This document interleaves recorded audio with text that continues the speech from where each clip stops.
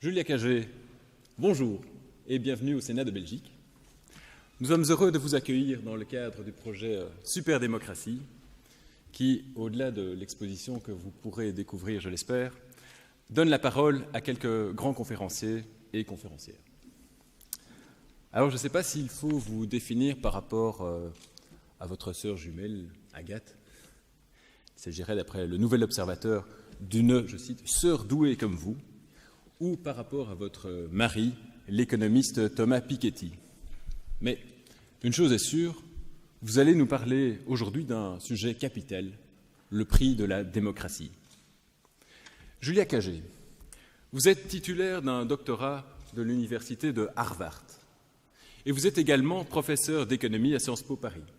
Vous êtes spécialisé dans les médias, vous êtes également l'auteur d'un ouvrage intéressant, j'ai lu une partie, qui s'appelle « Sauver les médias ». Alors, d'après Libération, « Sauver les médias » est arrivé dans les rédactions un jour un peu particulier, c'est-à-dire, malheureusement, le jour où la rédaction de Charlie Hebdo se faisait décimer. Cruelle ironie. Mais vous proposez dans votre livre un modèle intéressant, modèle alternatif, modèle économique, pour repenser les médias et redonner en même temps du pouvoir aux lecteurs, tout en pérennisant le capital, puisque c'est après ça le problème de ces grands quotidiens, des organes de presse, c'est qu'on est sans cesse à la recherche d'argent et en même temps on doit garantir son indépendance. Alors vous avez mis au point ce qu'on appelle ce que vous appelez un statut de société de médias à but non lucratif. Il y a un modèle que d'aucuns qualifient d'innovant et que les futurs créateurs de presse peuvent même simuler en ligne. Alors ce midi, vous allez voyager de la concentration des médias à la capture électorale. Et vous allez nous aider à repenser les conditions de la démocratie en continu. Votre conviction, c'est que, pour sauver les médias et répondre à la crise démocratique, il faut inventer un nouveau système fondé sur le partage et le renouvellement du pouvoir. Nous vous en remercions et je vous cède volontiers la parole.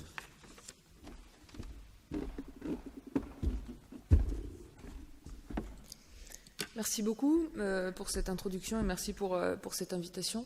Je suis ravie d'être ici aujourd'hui au Sénat à Bruxelles et dans le cadre de ces plusieurs semaines d'événements sur la super démocratie. Quand on parle de super et démocratie aujourd'hui, un des mots qui vient en premier en tête et auquel on s'est malheureusement trop habitué, ce sont les super PAC.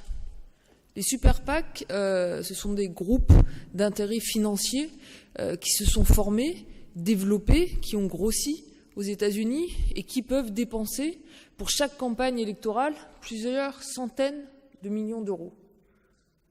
Et finalement, on ne s'étonne même plus, quand on regarde les chiffres pour la dernière élection présidentielle aux États-Unis, de s'apercevoir que Hillary Clinton a dépensé près de 1,4 milliard d'euros, alors que Donald Trump, lui, n'était pas loin d'en dépenser 1 milliard. Donc vous avez une élection présidentielle, 2 candidats, 2,4 milliards de dépenses.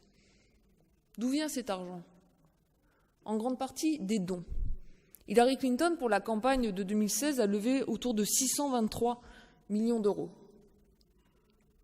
Donald Trump, vous allez me dire, seulement 335 millions de dollars, mais il faut dire qu'il avait son propre argent. Donc finalement, il n'a pas tellement besoin d'aller en chercher ailleurs. Et quand on regarde les chiffres pour Hillary Clinton, on peut être étonné des 600 millions, mais finalement, les Américains sont plutôt étonnés dans l'autre sens, en soulignant qu'Obama, en 2012, avait fait beaucoup mieux, puisqu'il avait levé près de 731 millions d'euros.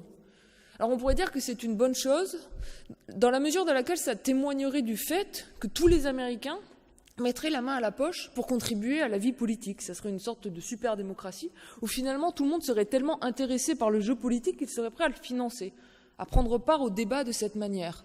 C'est étonnant, a priori, de se dire que ça peut se passer comme ça aux États-Unis, alors même que les taux de participation sont extrêmement faibles. Et que régulièrement, pour les élections, alors pour l'élection présidentielle, vous avez un peu plus de participation, ça va monter autour de 60%, mais pour les élections à la Chambre des députés, régulièrement, les années non présidentielles, les taux de participation sont inférieurs à 50%. Donc on imagine assez mal des citoyens américains finalement mettre leurs mains à la poche pour contribuer à une campagne tout en n'allant pas voter le jour des élections. Et de facto, si on regarde la structure des dons, qu'est-ce qu'on voit ? Bien, on s'aperçoit que 67% des contributions ont été faites par 1% des donateurs. C'est la capture du jeu politique par un petit nombre d'acteurs qui ont des poches assez profondes pour pouvoir influer sur le cours d'une élection. Alors maintenant, nous ne sommes pas aux États-Unis. Nous sommes à Bruxelles.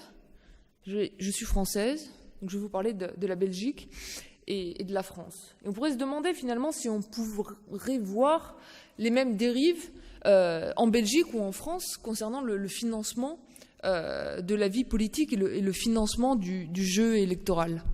Assez bizarrement, en Belgique comme en France, d'ailleurs ça s'est passé à chaque fois en même temps. C'est-à-dire vous avez une loi en Belgique, la première loi en France c'est en 88, la première loi en Belgique est en 1989, mais ensuite la deuxième loi en Belgique est en 93, avant la deuxième loi française, mais dans tous les cas, les régulations ont eu lieu en même temps dans ces deux pays.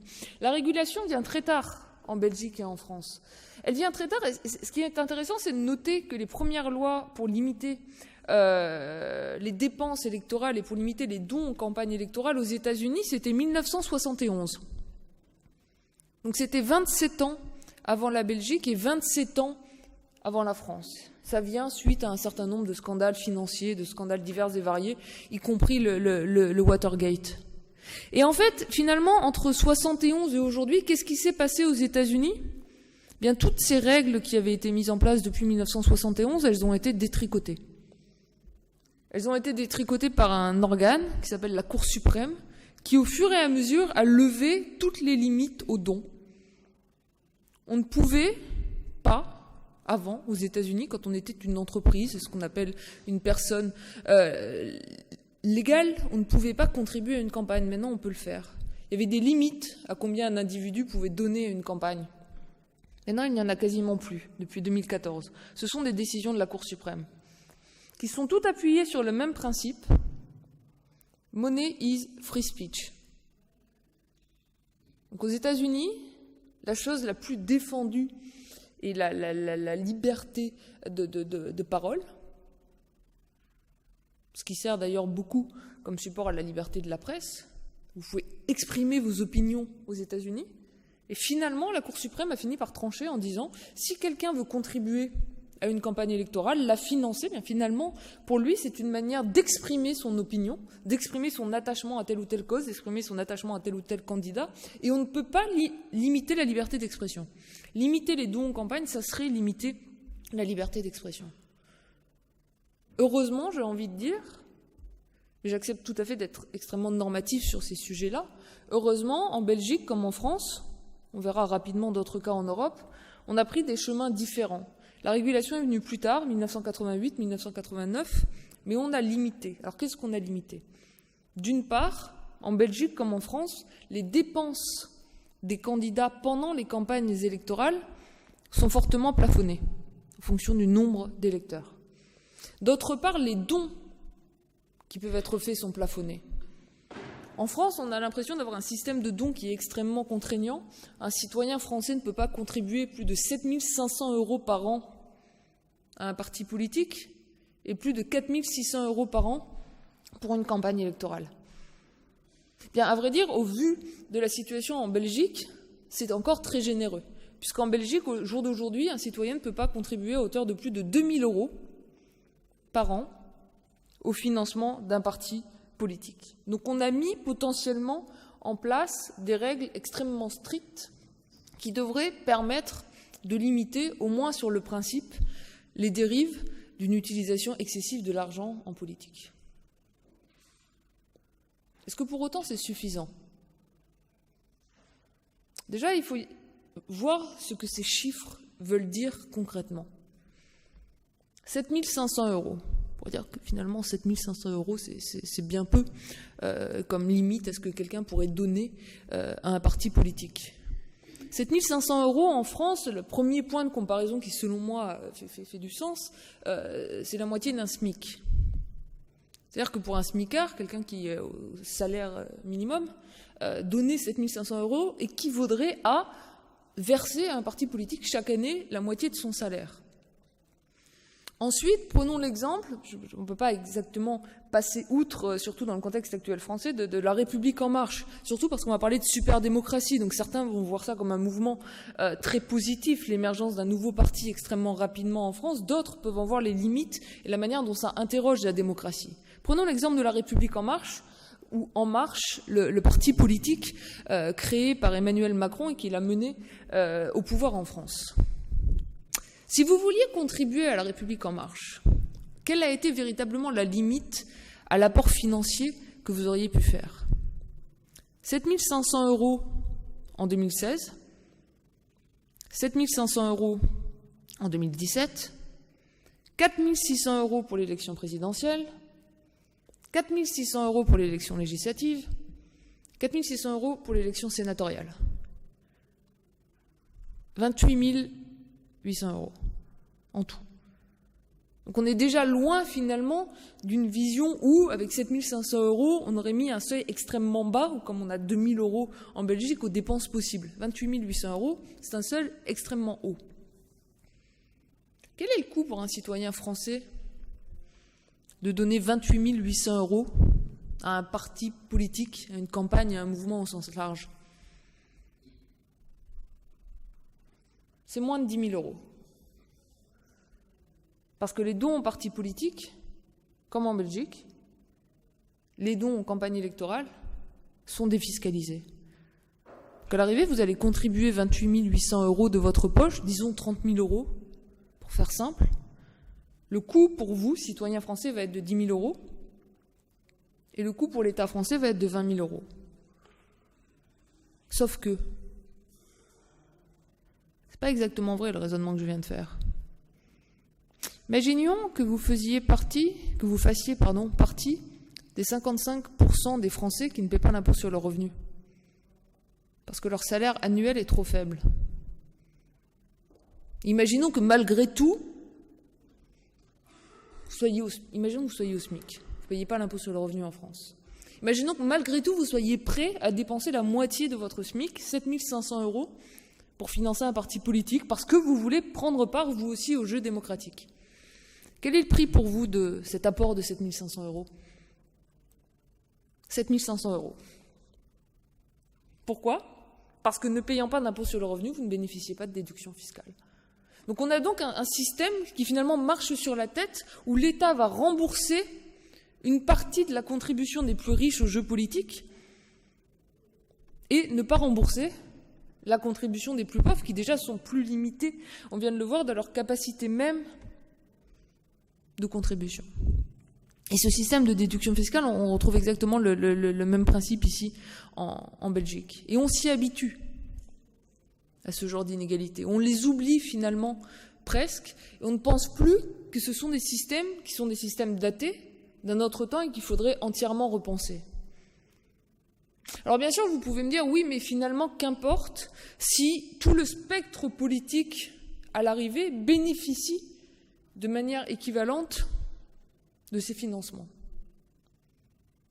Le problème, c'est que c'est très loin d'être le cas. Prenons le cas des dons des personnes privées aux campagnes législatives en France. Donc aujourd'hui, vous n'avez plus que les personnes physiques qui peuvent donner aux campagnes. Les entreprises n'ont plus le droit de donner depuis 1995.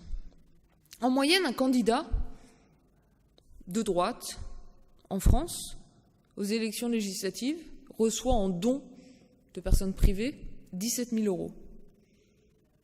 Un candidat du Parti socialiste, en moyenne, sur l'ensemble des candidats aux élections législatives, reçoit 10 000 €. Le candidat du Parti communiste, lui, reçoit un peu moins de 2 500 €.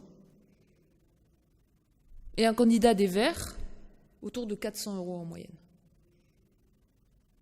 Voilà. Et ça, finalement, c'est le résultat, d'une certaine manière, de la traduction directe des préférences électorales de ceux qui donnent et que l'État aide financièrement à donner, sur la manière dont ils expriment leur vote. Et ça se traduit directement. Il ne s'agit pas juste... À la limite, si c'était une question de don aux campagnes électorales, aux candidats, Et si derrière les candidats ne dépensaient pas plus, ou si derrière les partis politiques venaient compenser cette inégalité. Bon, après tout, ça ne serait pas si important.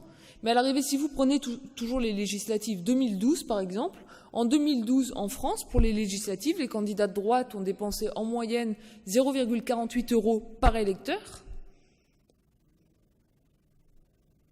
ce qui représente une dépense de près de 25 000 € par candidat. Les candidats de gauche ont dépensé en moyenne du Parti socialiste un peu moins, 0,46 €. Et les candidats des Verts ont dépensé 0,08 €, soit plus de 6 fois moins. De deux choses l'une, soit cet argent n'a aucune conséquence, mais dans ce cas-là, pourquoi les partis mettraient autant d'efforts et d'énergie à lever de l'argent pour leur campagne électorale, soit ça a un impact direct sur le vote. Et mes recherches actuellement consistent à essayer d'estimer cet impact des dépenses électorales sur le vote des citoyens.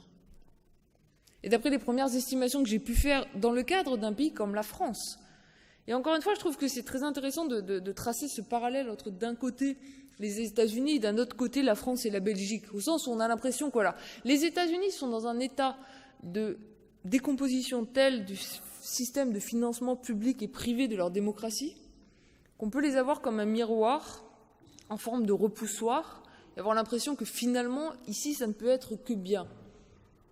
Parce que nous avons des règles très fortes et qu'on ne peut pas donner en Belgique plus de 2 000 € à un parti ou en France plus de 7 500 € à un parti. Donc finalement, pourquoi s'inquiéter? On n'atteindra jamais les 1,4 milliard d'Hillary Clinton.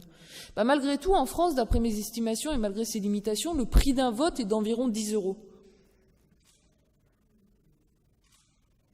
Ce qui fait que finalement, avec cette différence entre les dons privés reçus en moyenne par le Parti socialiste et les dons privés reçus en moyenne par le parti de la droite, l'UMP en France, les Républicains, vous avez 10 000 € d'un côté, 17 000 € d'un autre, 7 000 € de différence. Si un vote coûte 10 €, vous pouvez déplacer, au niveau de la circonscription électorale locale, 700 voix, simplement grâce à ces différences de financement. Et c'est ça dont il faut s'inquiéter. Et il faut s'en inquiéter ici, il faut s'en inquiéter aussi dans les autres pays européens. Un très bon exemple étant l'Allemagne, le système allemand étant à l'arrivée extrêmement proche du système américain, puisqu'en Allemagne, il n'y a de limite ni aux dons, ni aux dépenses. La grande différence entre ce qui se passe aujourd'hui aux États-Unis avec le rôle croissant de ce qu'on appelle dark money parce que l'argent n'est plus transparent, en Allemagne, vous avez des règles de transparence très claires. Ce qui a un avantage pour nous, citoyens, au sens large, je pense que ça ne doit pas être une préoccupation que des chercheurs, mais des citoyens. Ça a un avantage majeur qui est que vous pouvez aller sur le site du Bundestag et voir la liste des dons reçus par les différents partis. Ce qui est frappant, c'est quand vous regardez la liste des donateurs, notamment les entreprises. Parce qu'en Allemagne, les entreprises peuvent encore contribuer aux partis politiques. Et vous allez, par exemple, trouver, parmi ces entreprises qui contribuent au financement des partis politiques allemandes, tous les grands constructeurs automobiles. Et ce qui est très intéressant, c'est de voir à qui ils donnent des financements. À tous les grands partis. À droite comme à gauche. Quelle est la logique derrière le fait de financer à la fois le parti de droite et le parti de gauche? Dans ce cas-là, si vous donnez un financement égal des deux côtés, c'est pas que vous espérez finalement influencer le résultat électoral. Non, par contre, ce que vous faites, c'est que vous achetez potentiellement des politiques. Vous achetez des régulations. Vous achetez des absences de régulation, ce qui est d'ailleurs frappant quand on voit tous les scandales qu'il y a pu avoir récemment dans l'industrie automobile allemande. Vous achetez peut-être aussi une politique économique. Et je pense qu'à terme, il sera intéressant de documenter le poids de ces financements sur le choix qui a été fait en Allemagne de tourner l'économie entièrement vers les exportations et la compétitivité. C'est-à-dire que vous avez une balance commerciale qui se porte très bien, vous avez un salaire minimum et un taux de pauvreté qui se portent, eux, très mal, traduisant sans doute plus le choix des industries exportatrices que des citoyens allemands.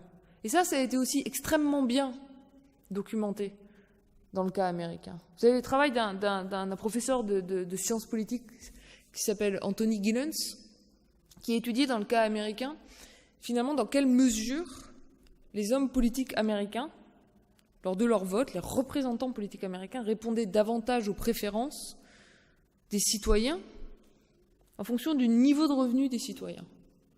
Il a pris toutes les décisions, tous les votes sur les différents sujets des hommes politiques et il a des enquêtes très précises durant les 40 dernières années sur les différents sujets. Vous demandez aux citoyens en fonction de... Et ensuite, vous savez, pour les citoyens, leurs revenus, donc vous pouvez regarder en fonction de leur niveau de revenus, vous leur demandez des questions économiques. Est-ce que vous préférez plus d'impôts, moins d'impôts? Est-ce que vous préférez un salaire minimum plus haut, moins haut? Des questions sociales. Est-ce que vous êtes pour ou contre l'avortement? Est-ce que vous êtes pour ou contre le déremboursement de la pilule? Des questions liées aux questions migratoires. Est-ce que vous voulez fermer ou ouvrir la frontière par rapport au Mexique, etc., etc. Et qu'est-ce qu'il a documenté de manière extrêmement précise? C'est qu'aux États-Unis, aujourd'hui, les hommes politiques ne répondent qu'aux préférences des plus aisés. Enfin, pas exactement. Les hommes politiques répondent aux préférences des plus aisés et en partie aux préférences des plus modestes, mais à partir du moment où les préférences des plus aisés et des plus modestes divergent, alors ils ne répondent plus qu'aux préférences des plus aisés. Et la manière dont il explique, et il le montre également très bien, que cela est dû au fait qu'aux États-Unis, les plus aisés sont ceux qui contribuent le plus au financement des campagnes électorales.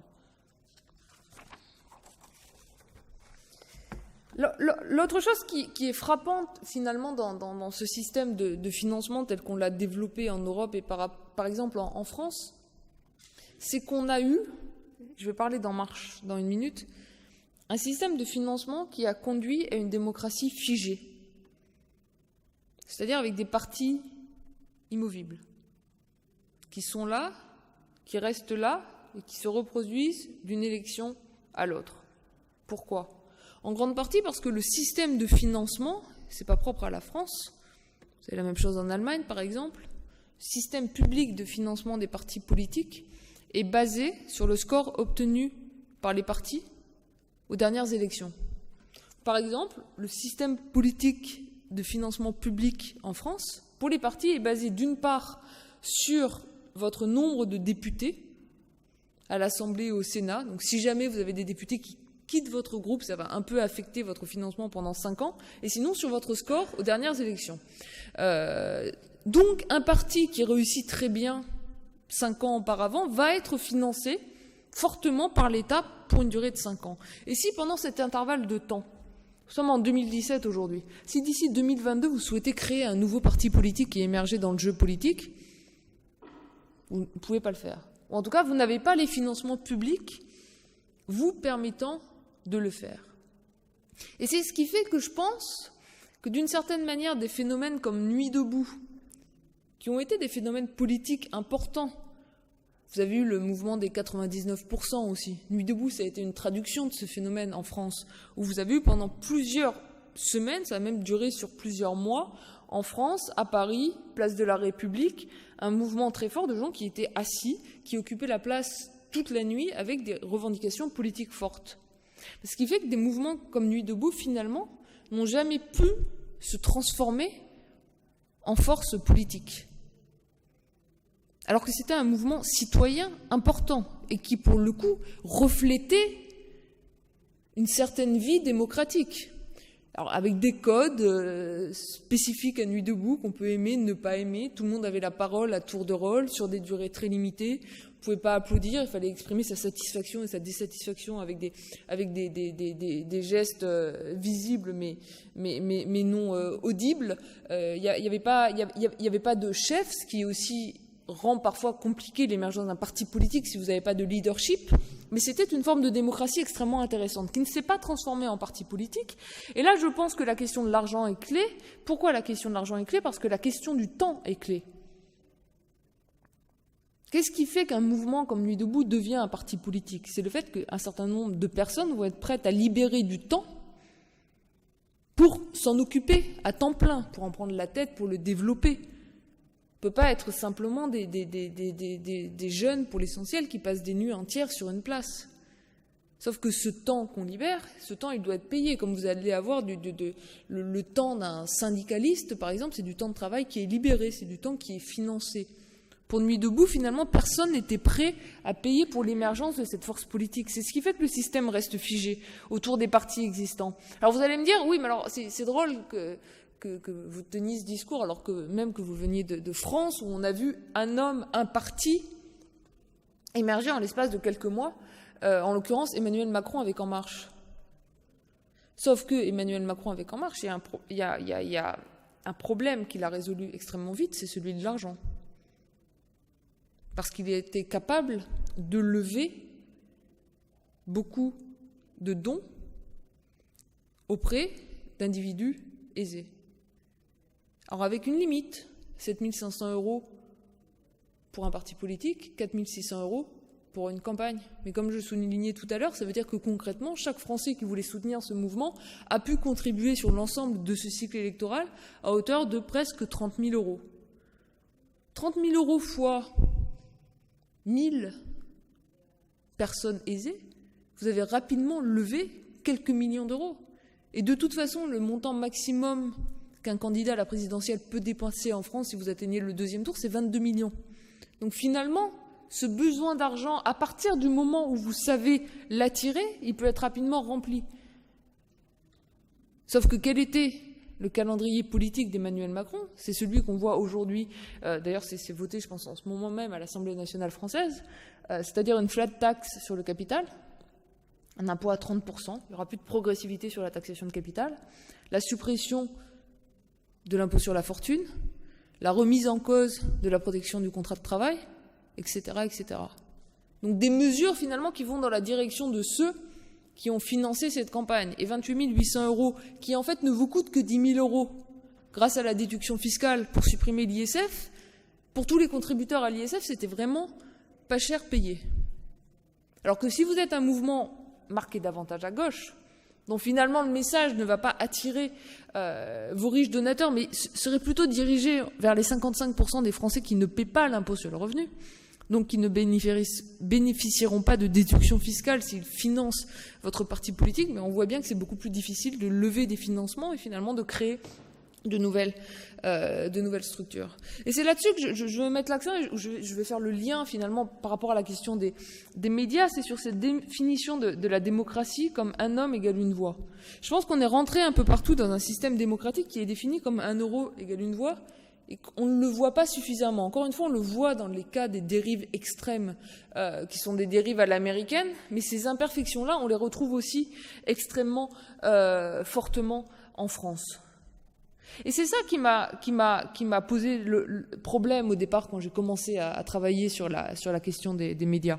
Dans mon petit livre, Sauver les médias, il y a deux parties. Il y a une partie qui fait le constat de la crise des médias, qui finalement regarde le problème du modèle économique même des médias, avec l'effondrement de long terme des revenus publicitaires, l'effondrement des journalistes, qui sont de moins en moins nombreux, la précarisation croissante de ce métier, et toutes les implications que cela peut avoir finalement sur la qualité de l'information qui nous est donnée à consommer comme citoyens. Mais il y a une autre moitié dans mon livre qui a plus étonné finalement un certain nombre de lecteurs au départ, qui en particulier me disaient « Mais pourquoi l'économiste que tu es finalement s'intéresse autant à la structure juridique d'actionnariat des médias ?» Et d'ailleurs, plus profondément, pourquoi finalement est-ce que cela te pose tellement problème qu'un petit nombre de milliardaires, que ce soit Jeff Bezos, patron d'Amazon aux États-Unis, puisse posséder le Washington Post, ou Patrick Drahi en France puisse posséder Libération, ou Xavier Niel en France puisse posséder Le Monde, Le Nouvel Observateur, etc., etc. Si ces milliardaires, au final, sont une source de financement pour les médias, s'ils sont prêts à réinvestir dans les médias, ce qui est le cas de certains d'entre eux, comme Jeff Bezos et d'une certaine mesure Xavier Niel, pour le coup pas du tout Patrick Drahi, donc là c'est doublement problématique. Vous avez un milliardaire qui rachète un média et qui en plus désinvestit du média. Donc il le rachète pour mieux le tuer. Mais bon, si on prend l'aspect positif entre guillemets des choses, Jeff Bezos il rachète un journal, le Washington Post, qui est au bord de la faillite, qui n'investit plus, qui a licencié énormément de journalistes. Il réinjecte de l'argent. Il développe des activités. Il développe des innovations. Il y a des abonnements croisés avec la presse locale, par exemple. Il crée une salle de presse 24 heures sur 24. Il réinvestit dans l'investigation. Pourquoi donc est-ce que ça me pose problème, finalement, que ce soit Jeff Bezos plutôt qu'une autre source de financement? Bien, exactement pour la même raison pour laquelle je pense qu'il faut des limites très claires aux apports des individus au fonctionnement de la vie politique. Parce qu'en s'achetant un média, on s'achète du pouvoir d'influence. On s'achète du pouvoir de persuasion. De la même manière que finalement en finançant un parti politique. Ou d'ailleurs qu'en finançant un think tank ou un groupe de réflexion. On s'achète de l'influence directement au niveau des lecteurs. Alors ça, vous pourriez me dire, ne t'inquiète pas trop, il n'y en a plus. Mais on s'achète aussi énormément d'influence auprès des politiques. Jeff Bezos, de ce point de vue-là, c'est un exemple intéressant. Vous n'entendrez jamais. À l'arrivée de Jeff Bezos, c'est un libertarien, au pire sens du terme. Donc finalement, il faudrait presque le classer à droite du Tea Party aux États-Unis. Mais vous l'entendrez jamais faire campagne pour les républicains ou pour les démocrates. Il n'est pas allé sur les plateaux télé s'exprimer, il n'a pas donné ses opinions politiques. Parce que finalement, pour lui, peu importe que les républicains ou les démocrates soient élus aux États-Unis. Ce dont il veut s'assurer, c'est qu'il n'y ait pas de régulation du secteur du e-commerce. Parce que ce qui l'intéresse finalement, c'est de pouvoir faire fonctionner son business étant Amazon. Et que lui a permis l'acquisition du Washington Post? De s'ouvrir pour le coup absolument toutes les portes de Washington. L'accès. Donc c'est de l'influence auprès des lecteurs, comme lorsque vous financez une campagne politique, parce que vous financez des meetings, donc vous donnez de la visibilité aux candidats que vous soutenez, et c'est de l'influence auprès des politiques, comme lorsque vous financez une campagne politique, ou lorsque vous financez des candidats, ou lorsque vous financez des partis comme en Allemagne, parce que finalement, celui à qui ou celle à qui vous faites un chèque, d'une manière ou d'une autre, vous est redevable. Alors qu'est-ce qu'on fait face à ça? Sur les médias, j'ai développé une solution que j'ai appelée la société de médias à but non lucratif, qui est le modèle suivant. La première dimension de la société de médias à but non lucratif, c'est le fait d'être à but non lucratif. Donc c'est fondamentalement de considérer que l'information est un bien public, comme l'éducation, et comme c'est un bien public, ça doit être créé dans ce qu'on pourrait considérer comme le cadre d'une fondation. Donc l'idée, ce n'est pas d'avoir des bénéfices, ce n'est pas de tirer des bénéfices monétaires de la production d'un journal, mais c'est de produire l'information qui soit de la meilleure qualité possible. Et ça, c'est vrai que quand on voit les tendances actuelles où de plus en plus les patrons de presse diminuent la taille de leur rédaction pour faire des économies, on voit très bien qu'on ne s'en sortira jamais avec le modèle lucratif. Vous avez moins de revenus dans tous les cas. Donc si vous voulez continuer, en l'absence de revenus publicitaires, à produire une information de qualité, il faut trouver un modèle alternatif. Et le modèle non lucratif, le modèle de la fondation, de ce point de vue-là, est un excellent modèle. Quelle est l'autre dimension de la société de médias à but non lucratif? C'est le fait de repenser le lien. On retrouve cette question de la démocratie finalement, de repenser le lien entre le capital et le pouvoir politique. Qui possède les actions? Qui possède les droits de vote? On tend à avoir une vision trop linéaire de ce lien entre le pouvoir politique et le capital. 1 euro, une voix. Quand vous êtes dans un système, avec l'explosion des inégalités que l'on connaît aujourd'hui, quand vous êtes dans un système où le lien entre le pouvoir politique et le capital est défini de manière linéaire, vous allez avoir une capture. Et vous allez avoir en particulier une capture des médias. Parce que le milliardaire qui aura assez d'argent pour acheter un média, sachant qu'aujourd'hui un média, ça ne coûte plus rien. C'est d'ailleurs pour ça que vous avez eu autant de médias qui ont changé de main. Donc c'est très peu cher en termes relatifs. Le Nouvel Observateur en France, il a été vendu pour moins de 10 millions d'euros. Même le Washington Post, quand Jeff Bezos se rachète, c'est pour 250 millions d'euros. Donc pour eux, ce n'est pas si cher. Donc si vous définissez ce lien de manière linéaire, vous allez avoir quelques milliardaires, voire quelques millionnaires qui vont posséder l'intégralité du pouvoir. Dans la société de médias à but non lucratif, l'idée c'est que les droits de vote augmentent moins que linéairement avec le capital. Donc au-dessus finalement d'un certain nombre de droits de vote, votre pouvoir politique est limité, ce qui vous permet de donner des droits de vote aux petits actionnaires, les lecteurs, et les journalistes. Et c'est vrai que j'ai écrit ce livre en 2014 et la date de sortie, je suis malheureusement très mal choisie, mais c'est pas fait exprès. Depuis 2014, j'ai eu la chance de travailler avec énormément de médias et on a fait beaucoup de campagnes de financement participatif, de campagnes de crowdfunding sur différentes plateformes. Et pour l'instant, quand on fait ces campagnes de crowdfunding, on le fait sans contrepartie. C'est-à-dire que vous demandez juste aux lecteurs de vous donner de l'argent, mais vous leur donnez pas de pouvoir politique, vous leur donnez pas de droit de vote. Et malgré cela, les lecteurs ont toujours été très nombreux à répondre présent.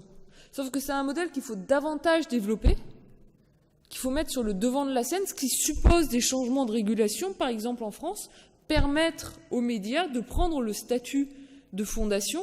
Deuxièmement, car les médias auront le statut de fondation, dans ce cas-là, donner des vrais avantages fiscaux aux lecteurs qui seront prêts à financer ces médias. Troisièmement, et ça, ce changement doit être également fait pour le financement des partis et des campagnes politiques, revoir le système de déduction fiscale.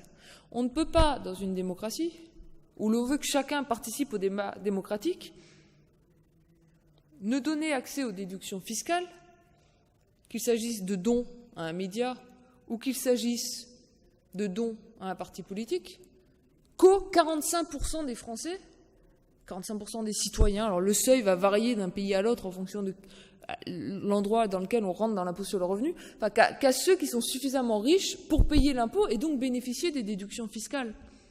Encore une fois, on marche sur la tête. On donne, ça s'appelle de la régressivité de l'impôt. Vous favorisez davantage ceux qui sont déjà les plus riches. Comment on peut faire? On connaît des systèmes alternatifs qui marchent très bien pour les fondations. Il y a le système anglais. Le système anglais, c'est un système qu'on appelle de gift aid. Donc en France, si vous donnez 900 €, j'arrondis les chiffres, vous donnez 900 € en France à une fondation avec un an de retard dans le cadre d'une déduction fiscale. Si vous payez l'impôt, vous bénéficierez de 600 € d'économie d'impôt. Donc ça vous aura coûté 300 €. Mais dans le système anglais du gift aid, si vous donnez 300 € à une fondation, l'État fait immédiatement à la fondation un chèque de 600 €. Fiscalement, c'est neutre. Ça ne coûte pas plus cher à l'État dans un cas que dans l'autre.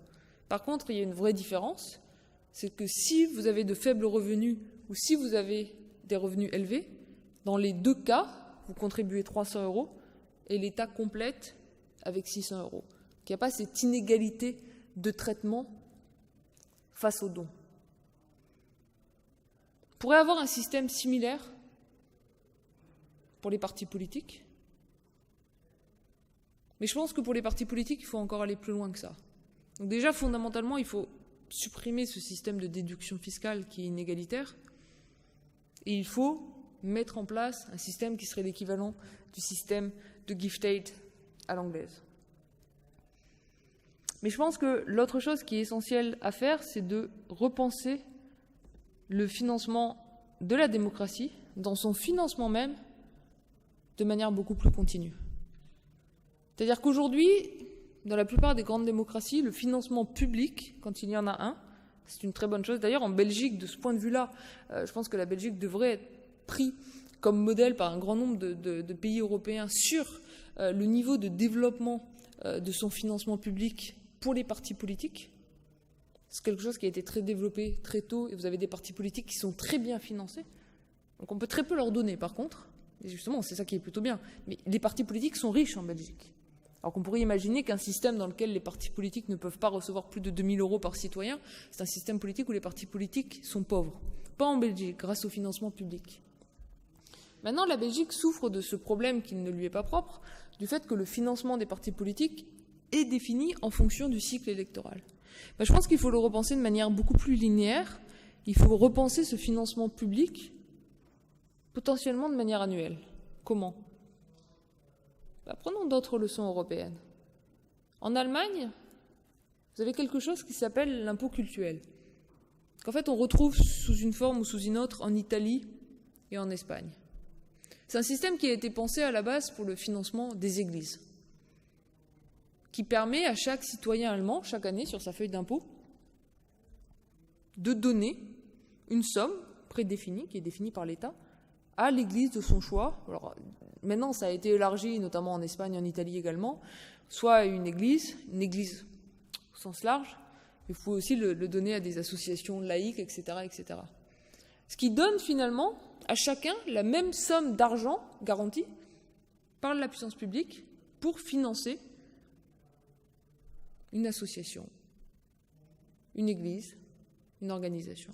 Ben, on pourrait très bien avoir le même système pour les partis politiques.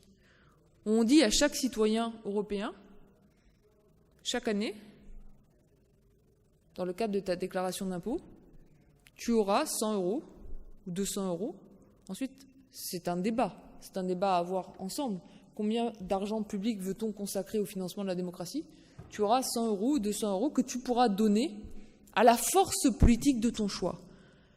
Et s'il y avait eu ça au moment de Nuit debout, potentiellement Nuit debout, en quelques mois, aurait pu toucher des financements publics et émerger comme force politique. Bien sûr, si vous faites ça, ça veut dire qu'en face, vous remettez en question la défiscalisation des dons aux campagnes et aux partis à hauteur de 7 500, 4 600 €. Vous réduisez finalement la dépense de l'État qui est ciblée vers les plus aisés et vous augmentez la dépense de l'État qui est donnée à chacun de manière équitable. Et vous repensez à nouveau la voix de chaque citoyen dans la démocratie. Donc je pense que ce qu'il est urgent de faire pour les médias, ce qui demande un changement de législation extrêmement léger pour les médias, en fait, ça demande d'ouvrir un nouveau statut. On aurait presque pu le faire, si je veux être complètement transparente, parce que j'insiste beaucoup sur la transparence, un élément biographique que vous n'avez pas cité, mais j'étais conseillère économique lors de la campagne du candidat socialiste à la dernière élection présidentielle, Benoît Hamon. On l'aurait fait si Benoît Hamon avait gagné. Alors maintenant, quand on dit si Benoît Hamon avait gagné, ça paraît un peu éloigné eu égard au score qu'il a obtenu, mais la loi a été écrite.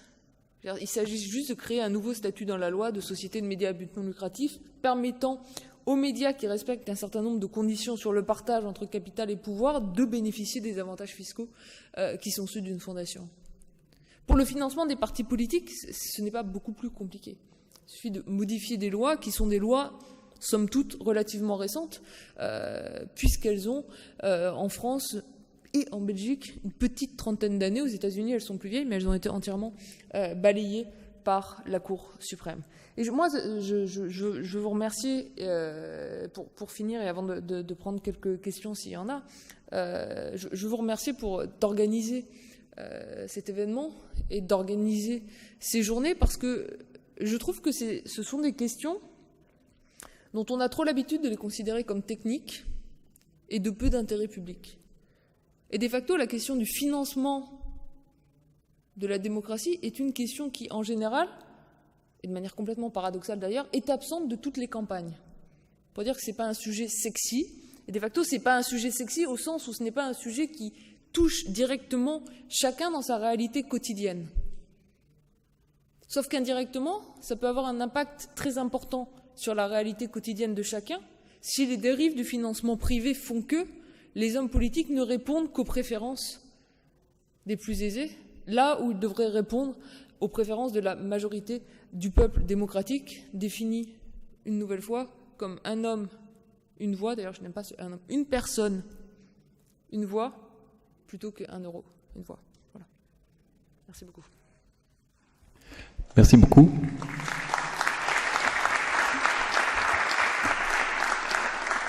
Acheter du pouvoir, c'est vraiment le mot qu'on retrouve tout au long de votre exposé. Je vous remercie beaucoup pour la clarté.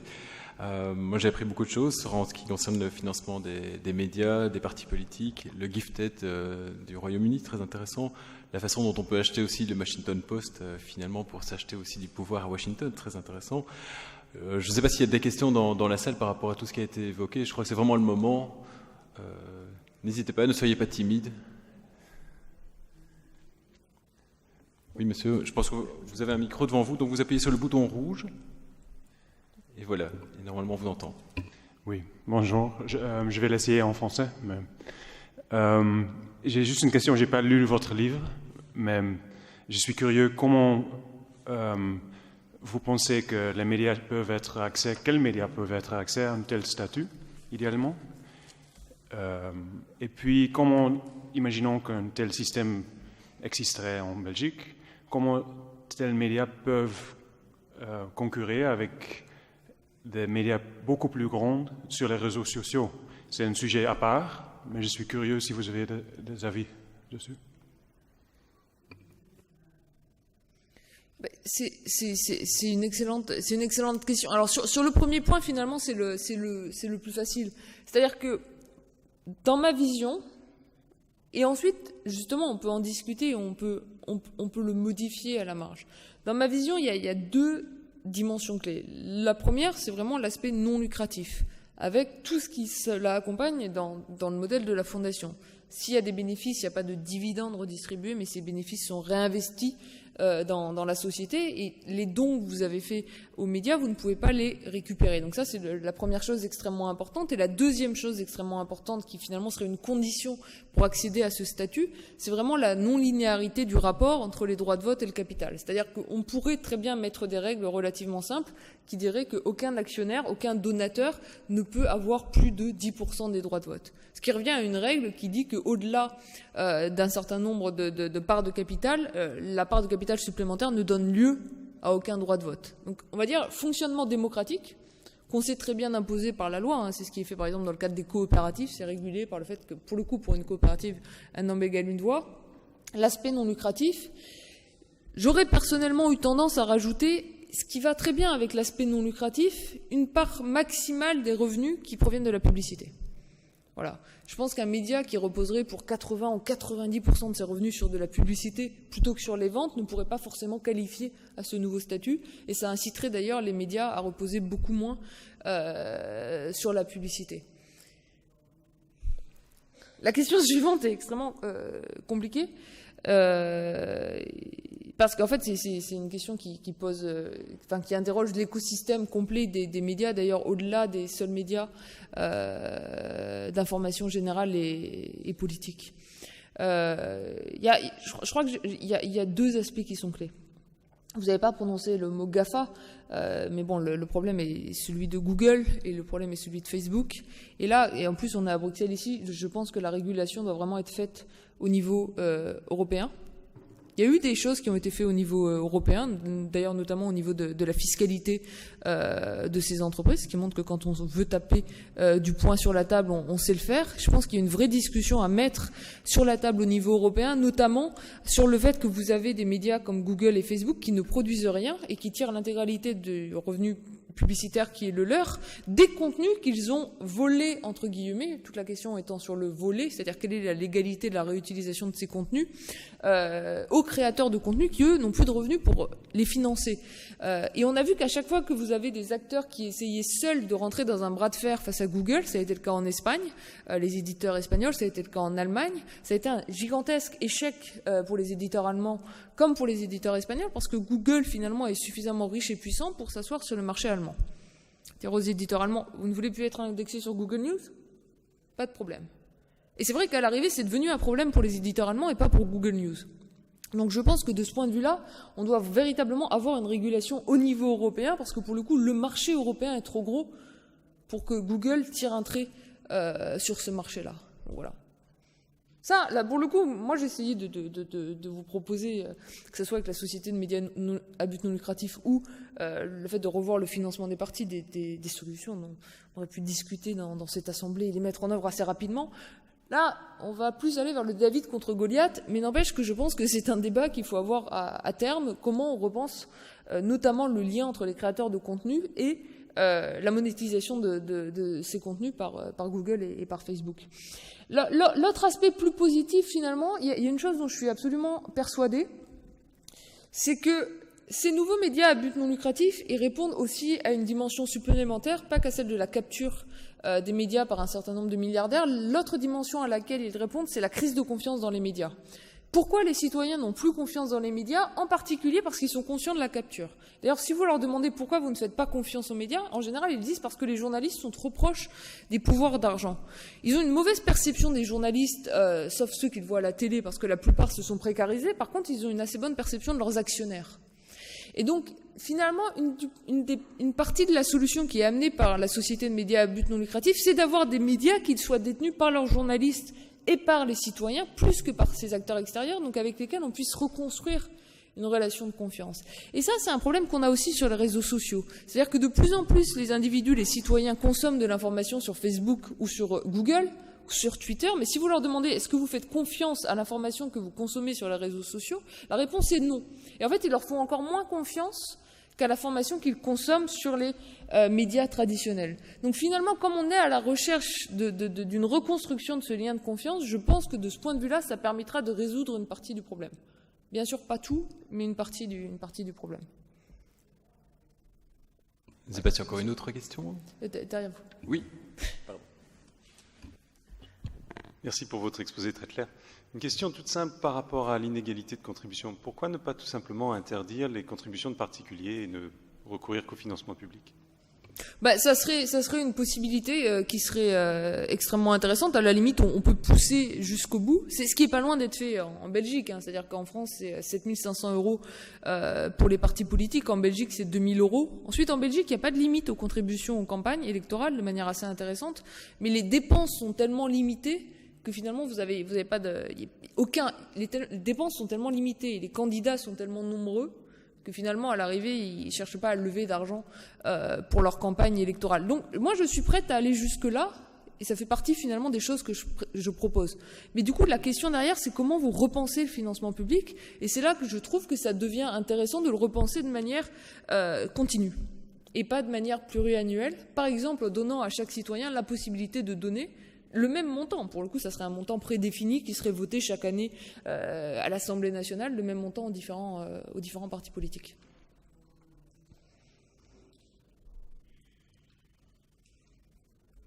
Ça nous interroge pas mal sur le rôle de la société civile et son rôle de contrepoids par rapport aux médias, et justement pour renforcer les médias et contribuer à leur qualité. J'avais entendu parler d'une initiative qui s'appelle Free City.